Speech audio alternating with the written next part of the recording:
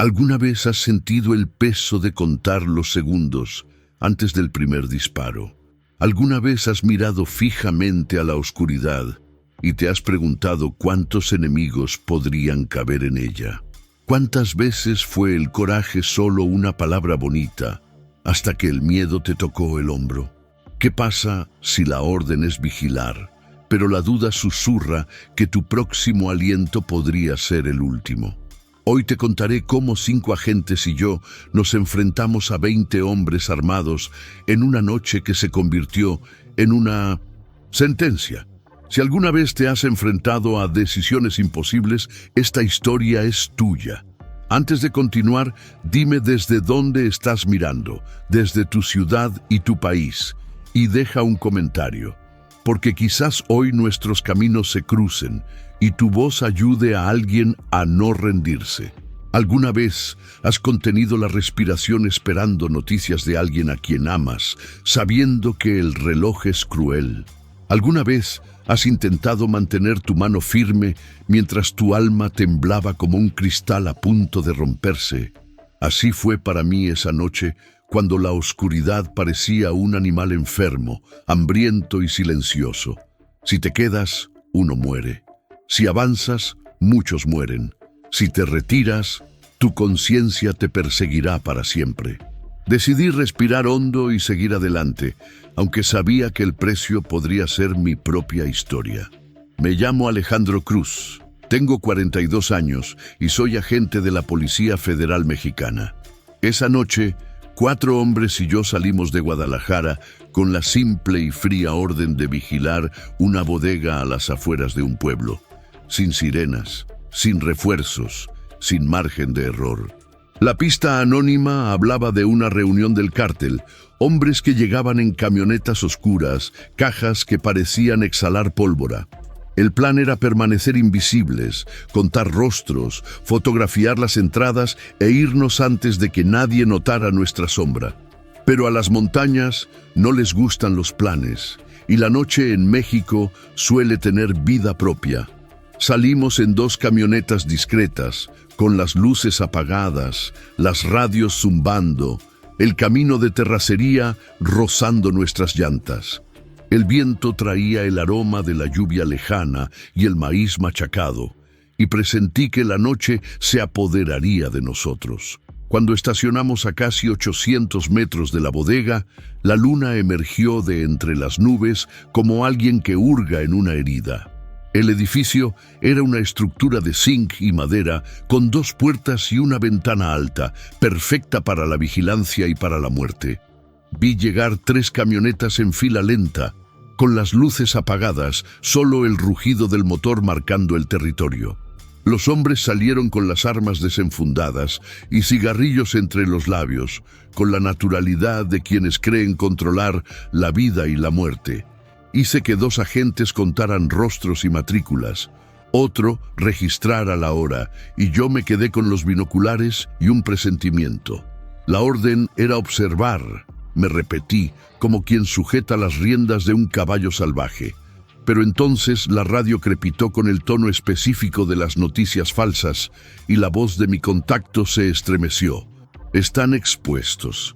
Alguien filtró la ruta. Hay demasiada gente dentro. Retírense ya, dijo, y el silencio se apoderó de mí. Miré a mis hombres y vi que ninguno se movía, porque obedecer puede ser tan difícil como desobedecer cuando hay vidas en juego.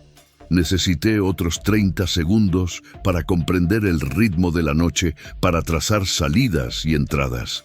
Durante esa pausa, una figura pasó junto a la ventana alta y reconocí en esa postura la confianza de quien se cree invisible. Era el líder local, un apodo corto, una cara afilada, famoso por hacer pactos con el miedo. Si lo pillábamos allí, cercenaríamos los brazos enfermos que alimentaban la región, pero la orden seguía escrita como hierro frío. Pensé en mi hija durmiendo en Guadalajara, en el rostro cansado de mi madre, en lo que significa fracasar cuando nadie mira. Di la señal de retroceder 3 pasos, y en ese preciso instante, la noche ladró. El primer disparo vino de la esquina opuesta, cortando el aire como un cuchillo de hielo, e impactó en la carrocería de nuestra camioneta. El segundo destrozó la ventana trasera y nos bañó con una lluvia de diamantes falsos, afilados y fríos. El tercero no llegó porque oí primero el clic del fuego y tiré a la gente hacia abajo, salvándole el aliento. La orden era observar, pero la realidad ya dibujaba otra palabra en el polvo del camino y yo sabía cómo interpretarla. Respiré hondo, me ajusté el chaleco, me limpié la sangre de la ceja con el dorso de la mano y decidí que viviría con las consecuencias. Posición 2. Concéntrense en la salida este, luces apagadas, solo lo necesario, dije por la radio, cada sílaba pesada como plomo. Era un hombre frente a 20, pero no estaba solo, y a veces la valentía consiste simplemente en dar el primer paso correcto. La noche me enseñó los dientes y respondí, sabiendo que a partir de ese segundo nada volvería a ser igual, y si fallaba, moriríamos allí. Si acertaba, la sangre sería demasiada hoy. El camino al almacén parecía interminable. Los faros estaban apagados, dejando que la oscuridad se apoderara de mí, y solo el rugido irregular de los neumáticos sobre las rocas rompía el silencio. La radio permanecía estática, como si incluso las frecuencias temieran hablar. Me repetí a mí mismo. La orden era observar, no intervengas, no dispares, no atraigas fuego, solo observa, graba y sal con vida. Pero repetir no es lo mismo que creer. Cuando nos detuvimos, el reloj dio las 22. El almacén se alzaba como una sombra más grande que los árboles circundantes, metálico, sombrío, construido sobre tierra seca. Era un edificio que parecía abandonado, pero esa noche respiraba como una bestia despierta. Dentro, luces tenues se escapaban por las grietas como ojos vigilantes. Dividí a mi equipo en 2 parejas y me situé en el punto de observación más alto, con una vista imponente de la entrada principal. El viento traía un olor a gasolina mezclado con polvo, y sabía que esa noche estaría empapada de pólvora. Minutos después apareció la primera camioneta. Un vehículo oscuro, sin placas, lleno de hombres armados. Bajaron riendo, escupiendo al suelo, como si nada en el mundo pudiera perturbar su confianza. Uno de ellos encendió un cigarrillo y la punta roja iluminó la silueta de un rifle que llevaba colgado al hombro. 7 hasta ahora, informó Ramírez por la radio, con la voz baja, casi tragada por el viento. Pronto apareció otro camión, luego otro. Éramos espectadores de una reunión que crecía a pasos agigantados. Contamos a más de 20 hombres entrando al almacén, cargando cajas pesadas que resonaban como metal contra metal. Dentro de esas cajas sabíamos que había armas nuevas, munición extranjera, herramientas para expandir el reino del miedo. Tragué saliva con dificultad. 5 contra 20. Era una matemática suicida. Morales, el más joven, no aguantó más y susurró por la radio: «Comandante, si los tomamos ahora, los tomamos a todos. Nunca más tendremos esta oportunidad». Respiré hondo. La juventud siempre confunde valentía con temeridad. La orden era observar, respondí con firmeza. Si apretamos el gatillo ahora, no saldremos de aquí. La tarea es sobrevivir para contar lo que vimos. Silencio. Sabía que lo entendían, pero su sangre ardía, la mía también. Mientras observábamos, un detalle me inquietó. Los hombres no solo descargaban cajas. Algunos estaban de guardia, armados, con la cabeza girada en direcciones específicas, como si esperaran compañía. No de amigos, sino de enemigos. Mi instinto me advirtió. Alguien sabía que estábamos allí. Les hice señas para que retrocediéramos 50 metros, solo para tener un respiro si era necesario. Nadie se quejó.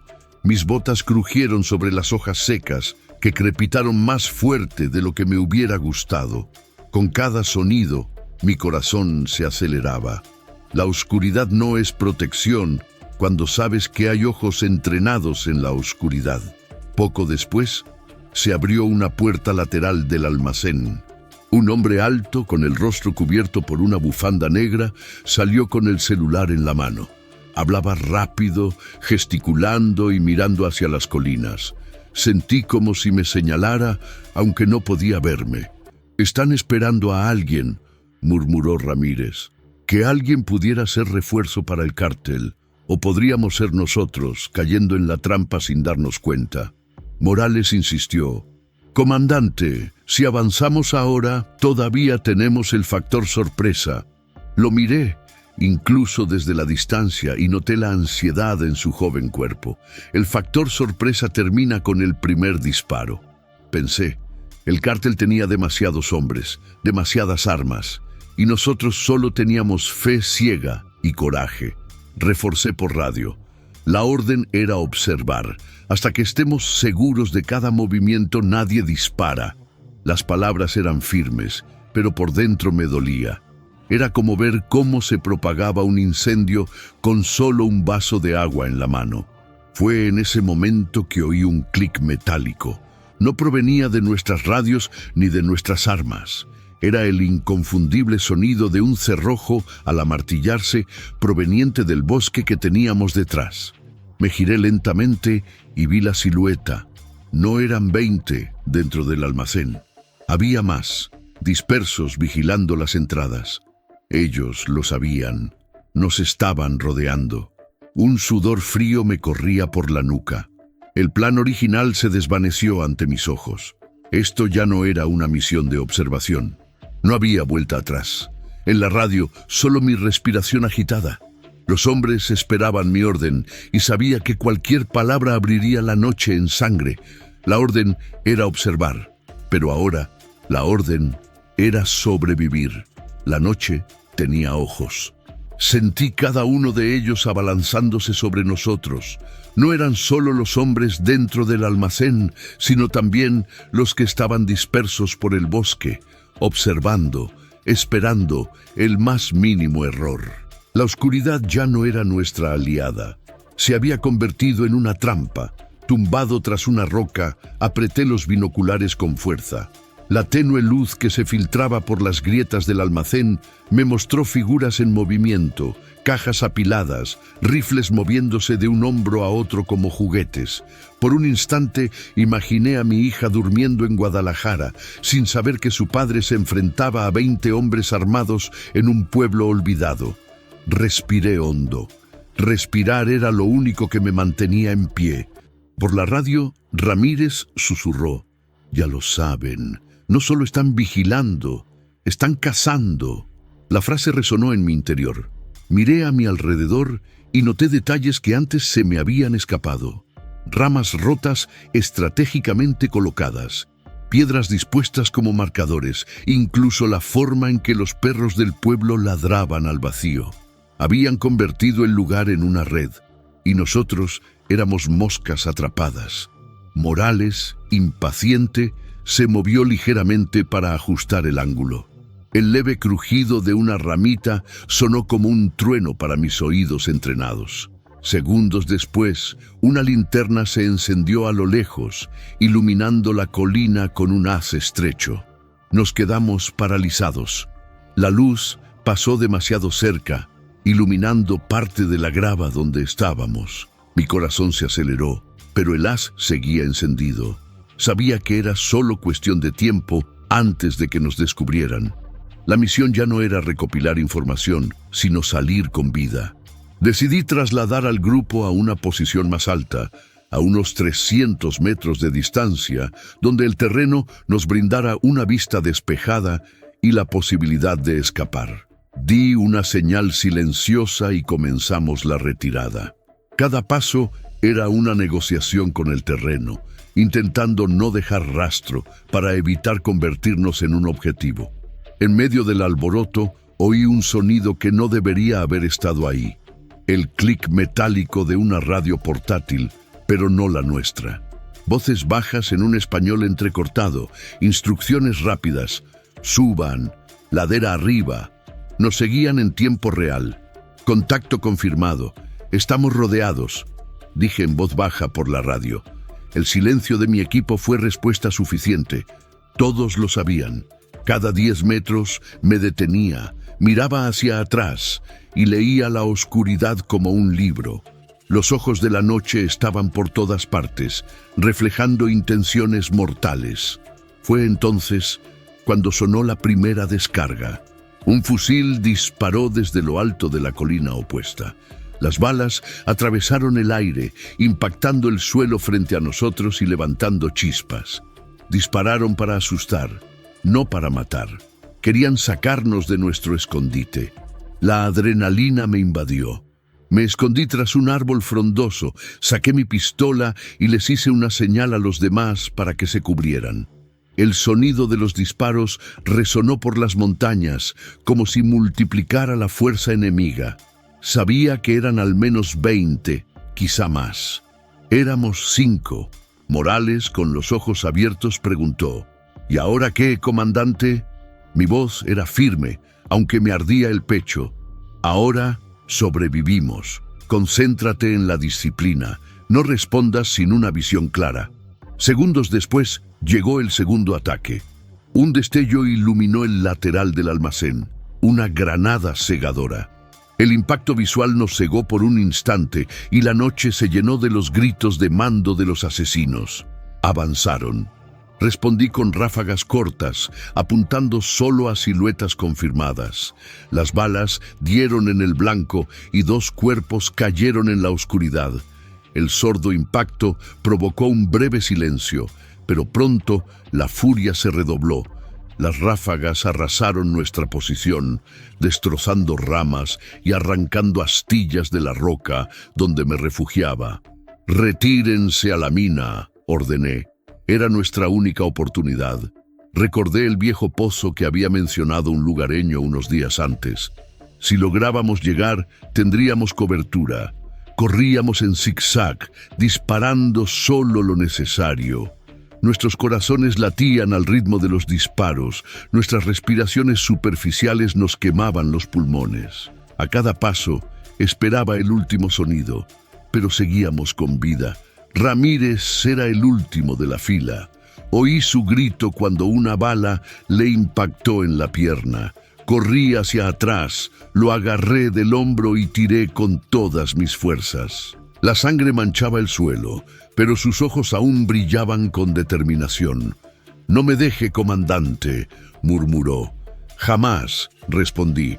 Logramos arrastrarlo hasta una estrecha entrada de mina, oscura, húmeda y con olor a azufre. Entramos sin pensarlo, porque la alternativa era morir afuera.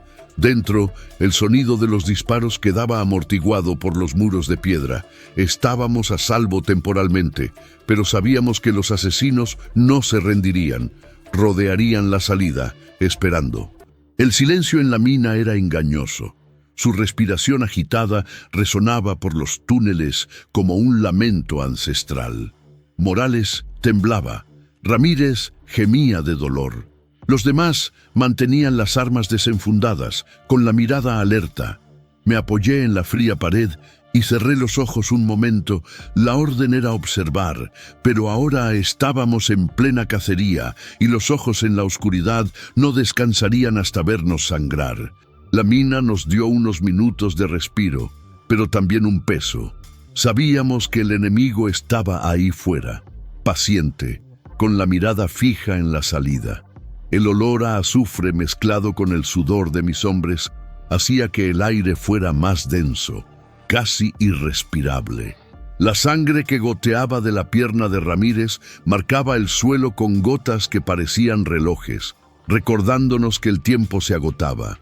Morales intentó tapar la herida con una gasa improvisada, pero con cada movimiento, el gemido de dolor resonaba en las paredes de la galería como una plegaria de agonía. Miré a los demás y vi en sus ojos la misma pregunta que resonaba en mi interior. ¿Cómo salir vivo de aquí? Cogí la radio. Silencio. No había señal de la central. Estábamos solos. La oscuridad de la mina solo la interrumpían las pequeñas linternas que parpadeaban como velas en una tormenta. Respiré hondo y tomé la decisión. Nos iríamos antes del amanecer, porque esperar significaba ser cazado como una rata en una trampa. Avanzamos en silencio por la ladera norte, dijo en voz baja. Es un terreno más empinado, no esperan que nadie lo intente. Será arriesgado, pero es nuestra única oportunidad. Todos asintieron.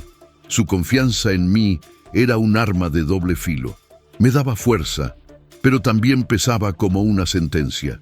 Caminamos lentamente hacia la salida de la mina. El aire fresco del amanecer nos golpeaba la cara, cargado de polvo y olor a pólvora. El cielo estaba nublado, sin luna. Era hora de partir.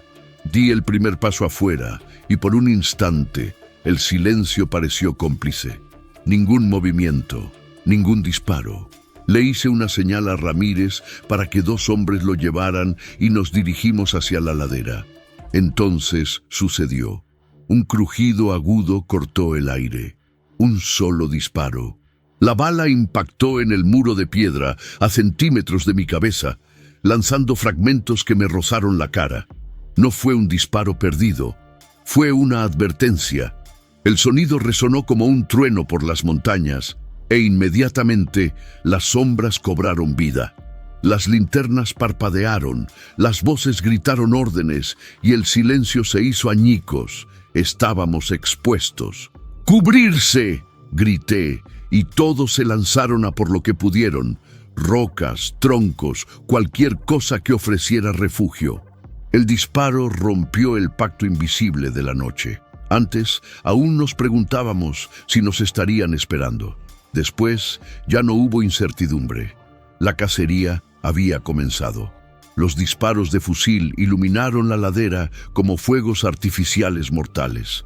El sonido era ensordecedor, mezclado con el silbido de las balas que perforaban el aire. El suelo explotó en chispas y los árboles se hicieron añicos. Reaccioné instintivamente, disparando a las siluetas que se movían entre los faroles. Le di a una que se desplomó por el acantilado, pero cada disparo parecía multiplicar los suyos. Ramírez gritó de dolor mientras se lo llevaban a rastras. Morales disparó con una furia juvenil que mezclaba miedo y valentía. El resto del equipo mantuvo la disciplina, respondiendo con disparos cortos y precisos, solo para abrirse paso. «Sube la cuesta», ordené. «No te quedes quieto». La subida era peligrosa. La tierra suelta cedía a cada paso, y la llovizna lo hacía todo aún más resbaladizo. Subimos entre disparos, tropezando, rodando y levantándonos. Todos nuestros cuerpos eran blancos vulnerables. De repente, una explosión. Una granada improvisada lanzada desde lo alto de la colina. La tierra estalló en llamas, arrojándonos a todos al suelo. Me zumbaban los oídos, se me nublaba la vista, y por un instante pensé que no regresaría. Pero el instinto me venció. Rodé. Agarré a Morales por el chaleco y lo empujé hacia adelante. El sabor a hierro me llenó la boca, sangre, quizá mía, quizá no. Levanté la vista y vi las siluetas recortadas contra el cielo gris. Eran muchas. Nosotros éramos pocos, y aún así seguimos adelante. El disparo que lo inició todo cambió las reglas. Ya no éramos observadores, ya no éramos invisibles, estábamos en guerra abierta. Cuando finalmente llegamos a una formación rocosa más grande, les indiqué que nos refugiáramos. Respiramos con dificultad y el sudor se mezclaba con sangre y barro. Contamos municiones, no muchas, contamos hombres, todos vivos pero al borde del colapso. Ramírez, pálido, me agarró el brazo con fuerza. «Comandante, no me deje aquí». Lo miré a los ojos. No lo dejaría, ni aunque estuviera muerta.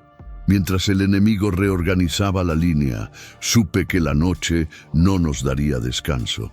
Esa bala solitaria había desgarrado el último velo de silencio. El disparo que lo cambió todo no fue solo metálico, fue simbólico. Allí, en esa montaña, dejamos de ser cazadores discretos para convertirnos en blancos marcados. Y ya no hubo vuelta atrás.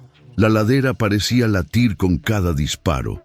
La explosión resonó por la cresta como si las montañas nos gritaran. El aire estaba cargado de pólvora, polvo y sangre.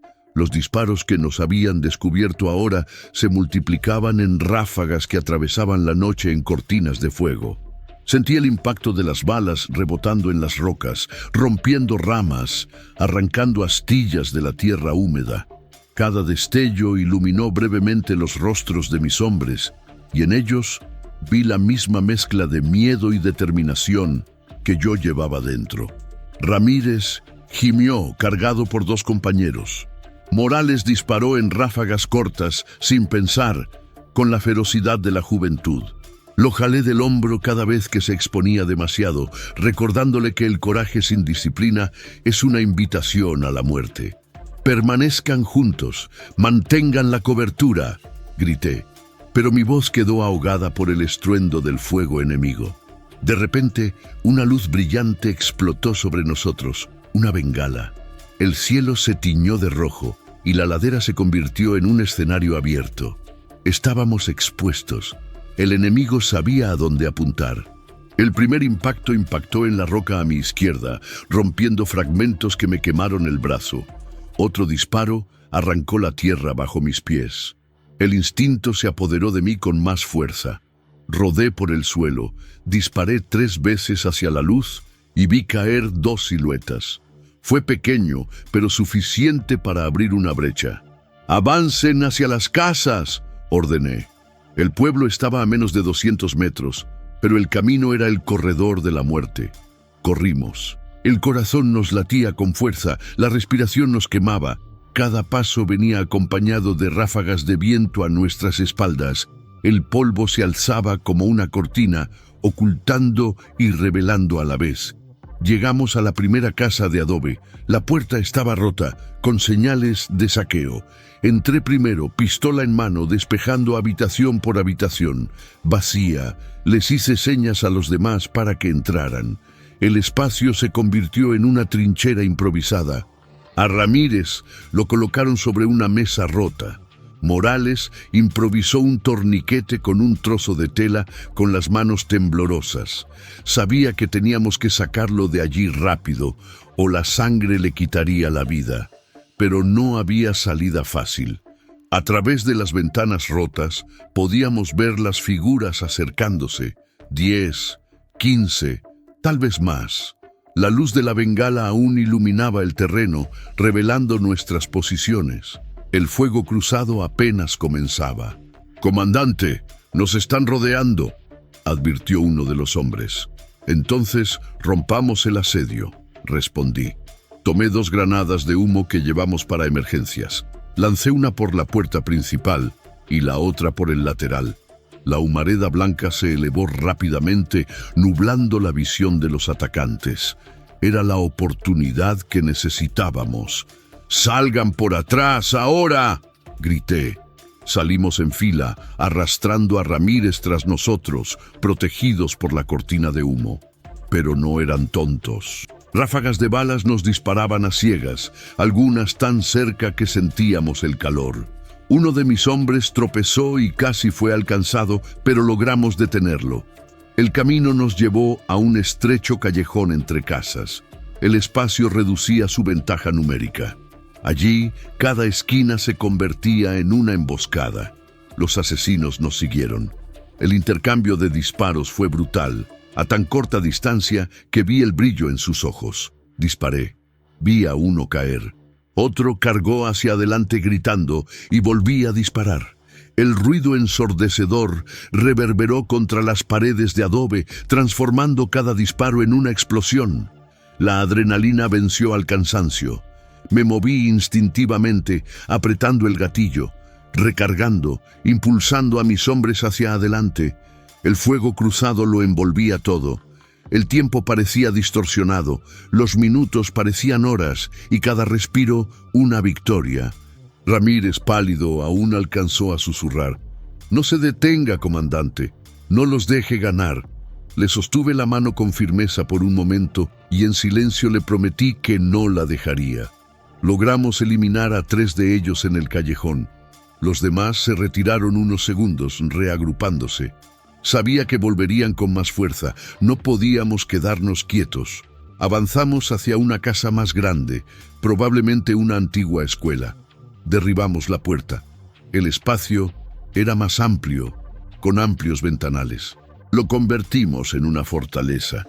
Instalamos barricadas con mesas volcadas y puestos de tiro improvisados. Fue entonces cuando oí el inconfundible sonido metálico.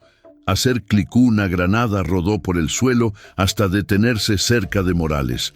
El mundo pareció detenerse. Corrí, agarré el objeto y lo arrojé por la ventana. La explosión sacudió la pared, rompiendo cristales y esparciendo polvo sobre nosotros.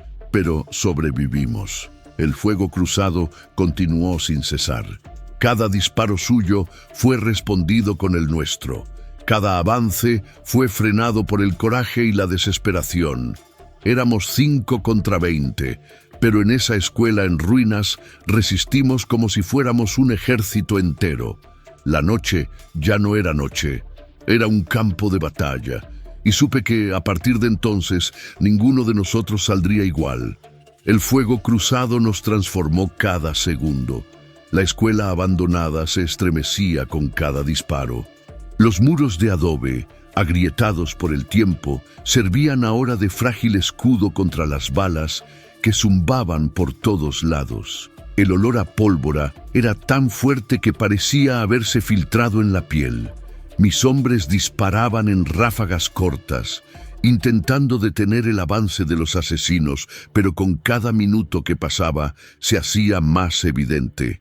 Sabían demasiado de nuestros movimientos. No fue casualidad. Cada ruta que elegimos, cada callejón donde nos refugiamos, parecía ya marcado en el libro invisible del enemigo. Sentí un nudo en el estómago. Alguien estaba pasando información.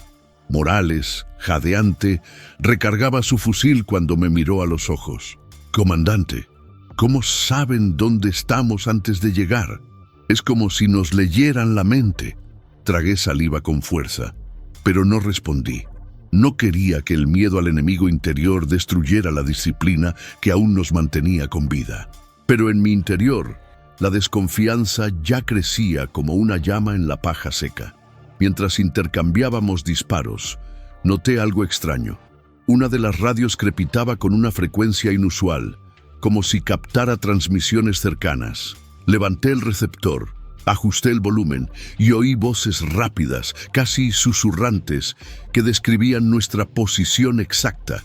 No eran las radios del cártel, era una de las nuestras. La ira me invadió como veneno. El traidor no estaba ahí fuera, estaba entre nosotros. Reuní a los hombres en un rincón de la escuela durante una breve pausa en los disparos. «Estamos rodeados, pero hay más. Tenemos una fuga. Alguien aquí está alimentando al enemigo». Las palabras cayeron como piedras. Las miradas se cruzaron. Los rostros se desdibujaron. Nadie habló, pero todos sabían que no lo diría sin estar seguro. Ramírez, tendido en la mesa improvisada, herido y pálido, alzó la voz con dificultad. «Comandante, ¿está seguro?». Asentí, mostrando la radio. El silencio era sofocante. Solo oía el lejano sonido de disparos y el rápido latido de mi corazón. «Si no cortamos esta cadena, no saldremos vivos de aquí», añadí. Morales se removió, con los ojos encendidos de furia. «Dígame quién es, comandante». «Ahora». Pero no tenía nombre, solo la certeza de la fuga. Decidí usar su propio veneno contra ellos. Encendí la radio y hablé alto y claro. «Nos retiramos por el lado oeste. Cubriremos a Ramírez con 2 camionetas y escaparemos por el sendero principal». Me aseguré de que sonara como si fuera un plan real y colgué. Miré a mis hombres a los ojos. «Que nadie se mueva. Estamos aquí en absoluto silencio». El tiempo transcurrió lentamente, como arena cayendo a través de un reloj de arena. Minutos después, oímos un intenso movimiento afuera. Los asesinos corrieron hacia el lado oeste, justo donde les había indicado. Ráfagas de disparos atravesaron el espacio vacío, pero no había nadie. Aísca funcionara. pero el alivio llegó con la dolorosa certeza. Alguien se lo había transmitido, alguien de nuestro círculo. El fuego cesó por un momento, como si el enemigo se estuviera reorganizando. Aproveché la pausa para mirar a mis hombres. Tampoco confíen ciegamente en mí. De ahora en adelante nos vigilaremos mutuamente. Solo saldremos de aquí si somos sombra y silencio. Asintieron, pero vi la herida abierta de la desconfianza en sus ojos. La hermandad que nos unía se había roto. Mientras reorganizábamos la munición y las barricadas, oí pasos ligeros en el piso de arriba de la escuela. Subí en silencio, pistola en mano. La madera crujió bajo mis pies. Al abrir la puerta de un aula, encontré huellas recientes. Una ventana entreabierta, huellas de botas en el polvo, restos de envases de comida. Alguien había utilizado ese lugar como puesto de observación. Se me heló la sangre. La traición no fue solo una filtración.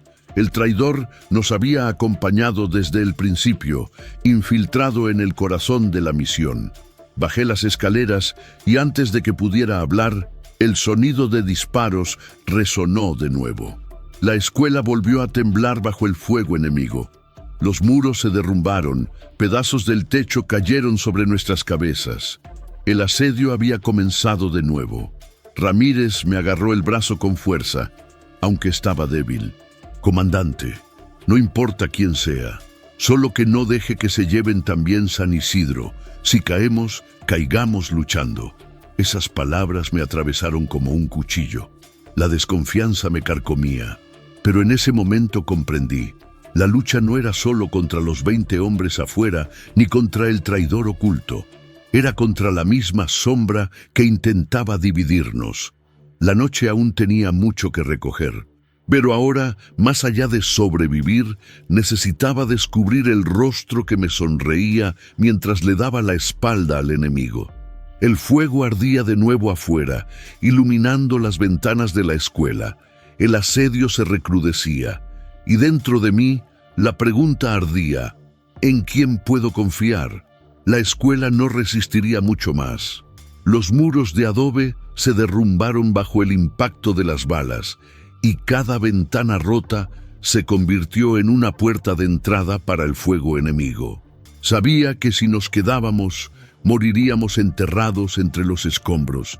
Teníamos que salir, aunque eso significara adentrarnos en el corazón del laberinto que el cártel conocía a la perfección. «¡Preparad la retirada!», grité con voz firme a pesar del caos. Morales ayudó a contener a Ramírez, quien ya deliraba de dolor. Otros 2 hombres revisaron la munición, pero las balas eran escasas y espaciadas. Cada disparo tendría que contar 10. Cuando la siguiente ráfaga impactó el lateral de la escuela, haciendo temblar las paredes, di la señal. Lanzamos una granada de humo por la puerta principal, bloqueando la vista de los asaltantes. El mundo exterior se volvió borroso, oliendo a pólvora y azufre. «¡Ahora!», ordené. Salimos en fila, agachados, arrastrando a Ramírez, y corrimos por las estrechas calles del pueblo. Casas de adobe, callejones sinuosos, sombras proyectadas por farolas rotas. San Isidro parecía un laberinto viviente, respirando miedo en cada esquina. Los asesinos reaccionaron con rapidez, resonaron gritos de mando, ráfagas de fuego atravesaron el humo y rebotaron en las paredes. Corrimos como quienes huyen de su propia sombra, doblando esquinas, derribando puertas, usando cualquier pared como escudo. El callejón nos llevó a una pequeña plaza con una fuente seca en el centro. Allí, el sonido de los motores me aceleró el corazón. Camionetas bloqueaban la salida principal. Hombres saltaban de la parte trasera de las camionetas con rifles desenfundados. «Regresar no es una opción», dije en voz baja pero con firmeza. «¡Por las casas!». Derribé la puerta de una casa y entramos rápidamente, recorriendo pasillos estrechos, tirando muebles por el camino. La casa daba a otro callejón que conducía a callejones aún más estrechos. Era como correr por un laberinto sin mapa, mientras el enemigo nos perseguía como perros voraces. La adrenalina me quemaba los músculos. Sentía el corazón latirme con fuerza en el cuello, el sudor mezclándose con el polvo, la vista alerta a cada sombra. Oía pasos detrás de nosotros, cada vez más cerca. Llegamos a una bifurcación, dos senderos estrechos, ambos sumidos en la oscuridad. Una decisión a ciegas.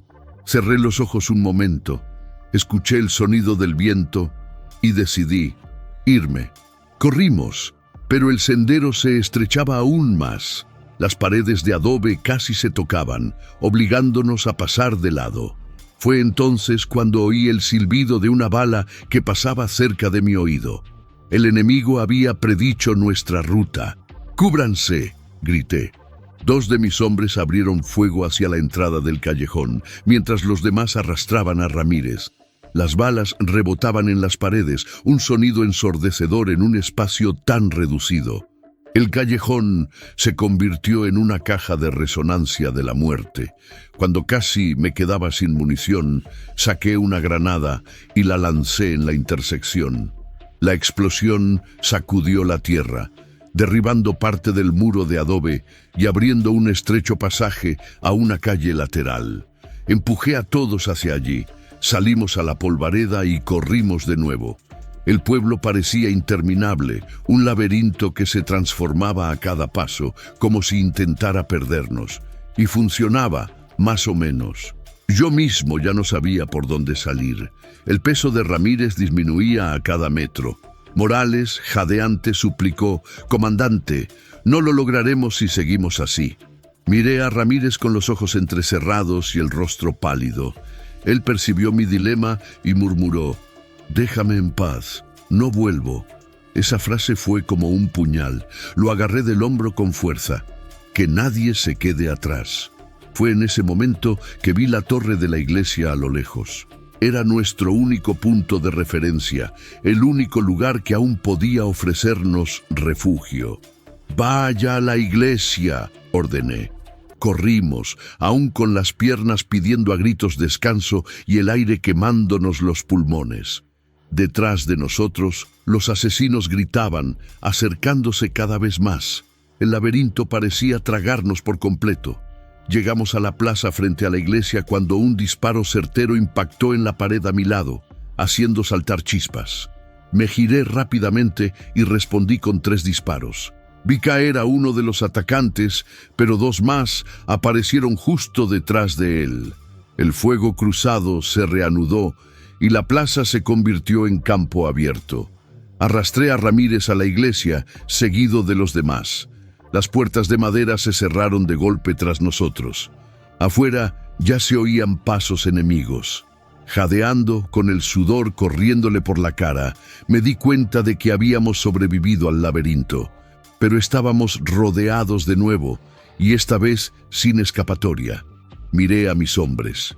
El silencio entre nosotros decía más que cualquier orden. Ellos lo sabían, yo lo sabía. La noche aún no había terminado, y el precio del coraje apenas comenzaba a cobrarse. La puerta de la iglesia se cerró de golpe, con un fuerte golpe que resonó por todo el templo vacío. El sonido de pasos enemigos afuera nos recordó que estábamos rodeados de nuevo. El interior olía a madera vieja y cera quemada, como si aún albergara el eco de oraciones olvidadas. Acostamos a Ramírez en un banco de madera. La sangre goteaba sin parar, manchando el suelo frío. Morales rasgó más tela para reforzar el torniquete, pero sus ojos ya me decían lo que no se atrevía a decir. Ramírez estaba al límite. El silencio entre los disparos del exterior era tan denso como los disparos mismos. Los asesinos no necesitaban apresurarse, solo tenían que esperar. Y esperar en la guerra es otra forma de matar. Me arrodillé junto a Ramírez. Su rostro estaba pálido, pero sus ojos aún brillaban, firmes como siempre. Me agarró del brazo con las pocas fuerzas que le quedaban. «Comandante, que no sea en vano. Si caigo aquí, que valga la pena». Se me encogió el corazón. Conocía esa mirada. Era la mirada de alguien que ya había aceptado su destino, pero aún aferrado a la esperanza de que su muerte tuviera sentido. Quería gritar que no perderíamos a nadie más, que todos saldríamos de allí, pero no podía mentir. En la guerra, la verdad es lo único que queda. Asentí, apretándole la mano. Afuera, los gritos de los sicarios resonaban. «Ríndanse, que nadie salga vivo de esta iglesia». El sonido resonó en las paredes como una blasfemia. Morales me miró esperando órdenes.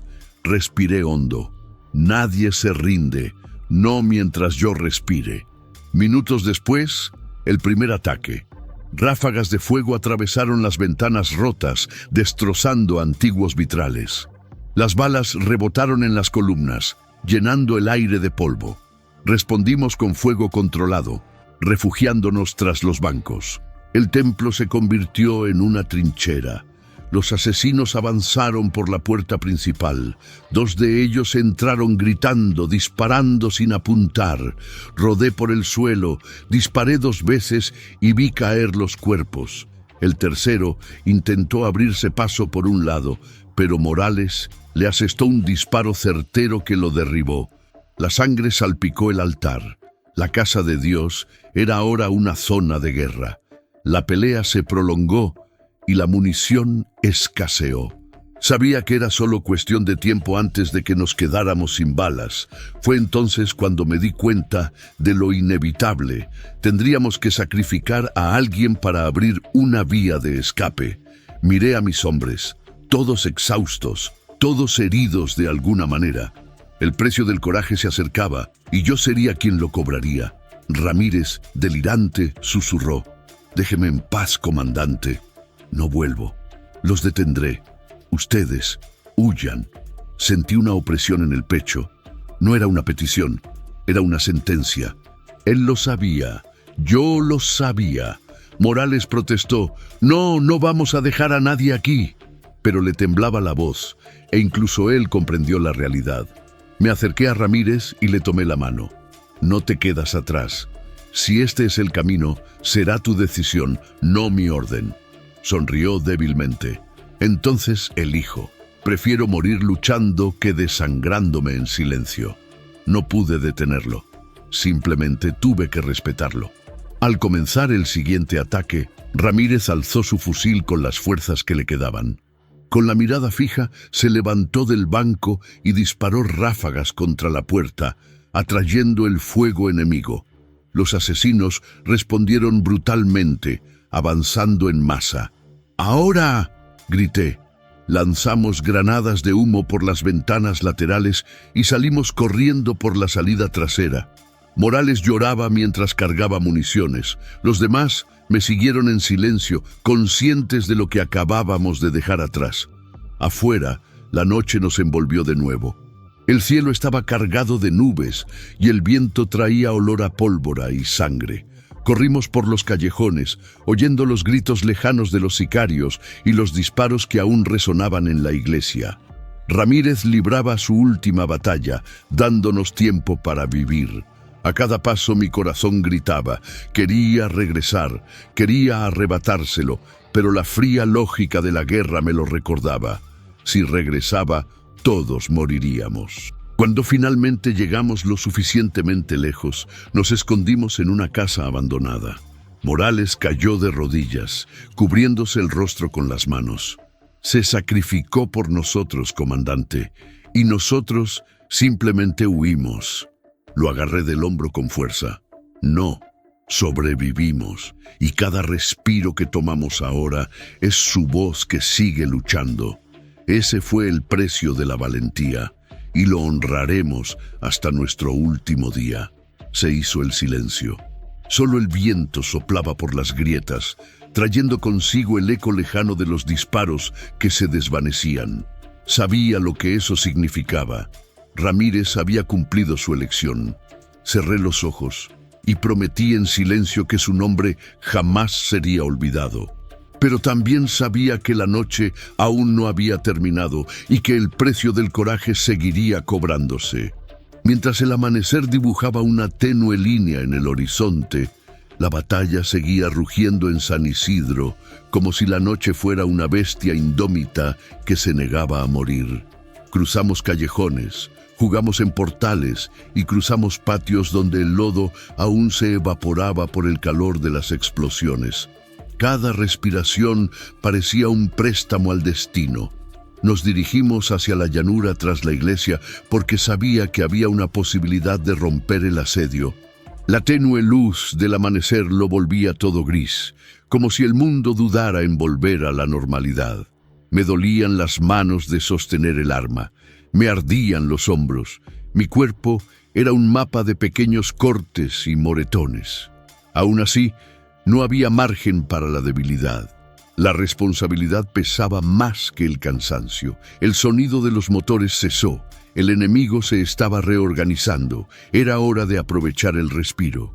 Ordené que avanzáramos en cuña, cubriendo a Ramírez lo máximo posible con la sombra de las rocas y los muros. La idea era simple y brutal: romper el cerco, correr hacia el antiguo camino y desaparecer antes de que los refuerzos enemigos volvieran a cerrar el círculo. Mientras avanzábamos, noté las miradas de los lugareños siguiéndonos con miedo y gratitud contenida.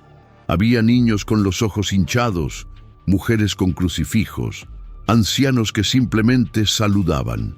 Cada rostro en ese pueblo estaba lleno de exigencias y promesas. No podía fallar. Corrimos por el campo abierto, con el viento de la mañana azotándome la cara como un cuchillo. La vista se abrió al camino de tierra que nos llevaría a la salida. Avancé, señalando, y miré a los hombres. Morales, con la mandíbula apretada. Otro camarada, cubierto de lodo. Y aquellos que aún respiraban bajo el manto de la fortuna. Cargamos con el peso de los desaparecidos. Fue entonces cuando oí un sonido sordo detrás de mí. Un solo disparo. No fue una ráfaga, fue una decisión. El tiempo se detuvo. Miré hacia atrás. Vi caer una silueta, un cuerpo que reconocí al instante como un compañero que se había ido conmigo esa mañana. El mundo por un segundo se encogió ante el estallido de esa bala. ¡No! El grito salió de la garganta de Morales. Instintivamente corrimos a cubrir al hombre caído. Me di cuenta de que el disparo había venido de una colina que creía despejada. Alguien nos había marcado de nuevo. Respiré hondo y di órdenes rápidas: cubrirse a la izquierda, avanzar a la derecha. Teníamos que sacar el cuerpo de allí o sería un cebo para quien viniera detrás. Tiré de mi camarada por los tobillos, lo arrastré hasta la zanja más cercana y sentí el peso de la pérdida como hierro en el alma. Había sangre, pero también urgencia. No había tiempo para un duelo absoluto, solo acción. La adrenalina me impulsaba. El sol ya brillaba y el camino parecía una vía de escape. Revisé mi munición al tacto, sobras, algunos clics, y me di cuenta de que cada cartucho prometía algo. Morales me agarró de la manga. «Comandante, no tenemos suficientes balas para un intercambio largo». Percibí su miedo y respondí con franqueza mesurada: «Haremos que cada disparo cuente. Vayamos al camino y decidamos allí». En los últimos metros, el enemigo realizó su último movimiento. 2 columnas emergieron del bosque lateral como si brotaran del suelo mismo. Intentaban cerrar la salida y obligarnos a rendirnos. El sonido de las botas ahogaba el canto de los pájaros. El juego estaba llegando a su fin. Preparé una emboscada rápida. Distribuí a los hombres en posiciones bajas. 2 para mantener el fuego frontal. 1 para señalar el avance. Permanecí en el flanco, con vista al bosque y al camino. Cuando los atacantes avanzaron, respondí con disparos calculados. 2 cayeron, luego más. Cada cuerpo que vi caer era una amarga victoria. El dolor de matar pesa de forma diferente cuando el objetivo también es carne humana, incluso si es un enemigo. La presión aumentó. Una granada rodó cerca y me empujó al suelo. La explosión borró la poca visión que teníamos. Instintivamente me levanté, escupí tierra y vi que el pasillo estaba abierto por un instante. Grité. ¡Ahora! ¡Corredores al camino! Corrimos como si el suelo fuera lava. El último disparo que oí esa noche fue el estallido de un arma automática a corta distancia. Necesité instinto y reflejos para agacharme y agarrar a Morales, quien giró, herido en el hombro. Cayó, pero mantuve su cabeza a flote y lo arrastré. El camino estaba finalmente a 50 metros. Un viejo vehículo nos esperaba, con el motor zumbando suavemente, un aliado que un residente había dejado con la promesa de escapar. Subí de un salto, empujé el cuerpo de Morales al asiento y pisamos el acelerador. Polvo, humo, gritos. Vi por las ventanas cómo se desmoronaba el pueblo, la iglesia, las casas, el lugar que habíamos jurado defender. En el banco, Morales gimió. Su mano aferró la mía con fuerza. «No me dejes», murmuró con la voz entrecortada. Lo miré y le prometí con la única sinceridad que pude decir: «Seguimos vivos. Este no es el final». El camino se extendía como una cinta. Tras nosotros, la noche dejaba sus huellas, cruces improvisadas, humo, el eco de disparos que se desvanecían. Más adelante, el sol abría el horizonte. No hubo alegría completa, solo un alivio profundo. Había sobrevivientes, pero también huesos a lo largo del camino. El último disparo de la noche no fue solo el sonido que marcó la pérdida. Fue la señal de que algo en nosotros también se había roto. Allí, entre el balanceo del vehículo, miré los rostros de los que quedaban, cansados, marcados, años más viejos, y comprendí que la línea entre el deber y el sacrificio se había estrechado hasta casi desaparecer. Al caer la primera luz del día, supe que aún teníamos trabajo por hacer. Hacer justicia, buscar a los heridos, contar los nombres. La guerra no había terminado en el camino. Continuaba en cada rostro que llevábamos. Y mientras el motor cortaba el polvo, sentí en mí el peso de las promesas hechas con sangre. El último disparo de la noche resonaría durante mucho tiempo y ya imaginaba el sonido que traería el día siguiente. No más disparos, sino voces de los que sobrevivieron exigiendo respuestas. El sol salió en un cielo despejado, traicioneramente sereno. San Isidro, que la noche anterior parecía un libro en llamas, ahora respiraba fragmentos, ruinas, humo bajo en las calles, el olor metálico que no abandona fácilmente el cuerpo.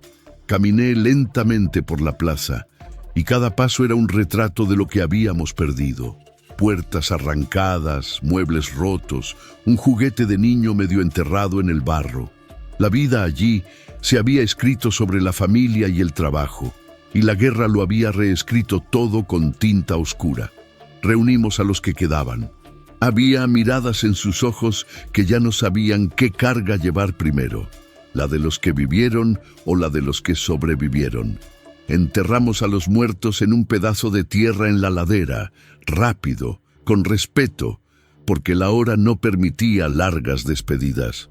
Puse mis manos en la tierra de cada tumba y prometí en silencio que sus nombres no serían solo notas en un informe. Ramírez, Morales, el compañero que cayó en el camino. Cada uno llegó con un rostro, una historia, una risa que ahora vivía dentro de mí como una obligación. La comunidad empezó a reorganizarse como si se remendara una prenda rota, puntadas pequeñas y cuidadosas. Las mujeres barrían los escombros, los niños cargaban tablones. Algunos ancianos intentaban revivir antiguos rituales para que el mundo pareciera dispuesto a volver a su forma original. Vi a Ana, la maestra, ya con un cuaderno improvisado, escribiendo listas de nombres, no de víctimas, sino de niños que regresarían a su aula cuando fuera seguro. Su visión me dio un rayo de esperanza que no puedo explicar con tecnicismos. Era algo puro, humano. La investigación comenzó mientras aún recogíamos escombros. La base envió refuerzos y un equipo forense, y durante horas caminé entre oficiales extranjeros con diferentes uniformes, intercambiando información, mapas y nombres. Había preguntas que responder. ¿Quién filtró la operación? ¿Cómo alguien de fuera o dentro de la comunidad permitió la emboscada? ¿Cuál era la logística detrás de esos 20 hombres? Cada pregunta requería sangre y paciencia. Tenía ambas, pero sabía que no todas las respuestas me traerían alivio. La verdad empezó a surgir a pedazos. Existía una red local de influencia, pagos ocultos, tratos sucios que se remontaban a años atrás. Descubrimos que esa noche no fue solo una reunión fallida, era parte de un plan mayor, un intento de consolidar rutas y enviar un mensaje a cualquiera que se atreviera a interferir. El traidor del que sospechábamos se reveló menos un monstruo y más una víctima de chantaje. Esto no alivió su culpa, pero sí complicó la trama. Culpa compartida, responsabilidades compartidas entre el crimen y la supervivencia. Mientras los investigadores realizaban su trabajo, la gente empezó a compartir pequeñas historias sobre cómo habían sobrevivido la noche. El maestro que escondió documentos, un granjero que arriesgó su vida para acarrear agua, un niño que con un mapa guió a los mensajeros entre las casas. Estas historias se convirtieron en la materia prima que necesitaba para mantener viva la llama. No se trataba solo de policías y tácticas, era gente que resistía. Pasé la tarde repasando cada decisión que había tomado. Asumí la culpa, relaboré estrategias mentalmente, imaginé caminos que podrían haber funcionado y otros que, de haberlos elegido, nos habrían matado a todos. El liderazgo tiene su precio, el espejo no perdona. Imágenes de los caídos me vinieron de repente, en un sonido, en una sombra. Esa noche, al cerrar los ojos, volví a ver la última sonrisa de Morales y escuché las últimas palabras de Ramírez. Estos recuerdos me moldearían, para bien o para mal, de ahora en adelante. La justicia también llegó con cuentagotas. Se produjeron arrestos locales, algunos milicianos fueron capturados en rutas de escape, los análisis forenses confirmaron vínculos logísticos con otros puntos de la región. Pero la justicia formal es lenta y a menudo insuficiente. Para San Isidro, la reconstrucción sería lenta, compuesta de pequeñas victorias diarias, reparar un techo, replantar un maizal, reabrir la escuela para los niños. Antes de irme del pueblo, hice algo sencillo y trascendental. Me senté donde la llama de la iglesia aún titilaba y hablé con la gente. Les dije que nadie olvida, que su dolor sería recordado con honor, que haríamos todo lo posible para que sus voces se escucharan más allá de las montañas. Les pregunté qué querían primero: seguridad, agua, comida, y lo anoté todo. Prometí que regresaría, y mi promesa fue respondida con miradas que exigían más que palabras, exigían acción. De regreso, miré por el retrovisor y vi San Isidro, pequeño pero vibrante. El pueblo tenía cicatrices, por supuesto, pero también signos de resiliencia. Pensé en mi hija, en su rostro cuando le dije que había vuelto. Pensé en mi madre, quien siempre me decía que proteger no era solo eliminar el peligro, sino también restaurar lo roto. Estas reflexiones no borran el dolor, pero sí orientan. Así que, para quienes me escuchan ahora, les dejo una pregunta directa. Si tuvieran que elegir entre su seguridad y la de otros que no conocen, ¿cuál sería su decisión? ¿Cómo se lleva lo que queda cuando el precio de la valentía es alto? Si esta historia les conmovió, denle me gusta al video, dejen un comentario diciéndome desde dónde lo ven y qué harían en mi lugar. Y suscríbanse al canal para seguir no solo esta historia, sino también lo que viene después. Su voz ayuda a mantener viva la memoria. Antes de despedirme, una última advertencia. La operación de esa noche fue solo un fragmento de algo mayor. Aún quedan hilos por desentrañar, nombres por descubrir, redes por derribar. Volveré a esto. Regresaré a San Isidro y volveré a otros frentes. Esta temporada puede terminar aquí, pero la guerra continúa por otros caminos. Si quieren, les contaré cada paso del camino, porque al final no se trata solo de lo que perdimos. Se trata de lo que hacemos con lo que queda. Y yo, Alejandro Cruz, sigo de pie, con recuerdos que duelen y una promesa que nunca cesa.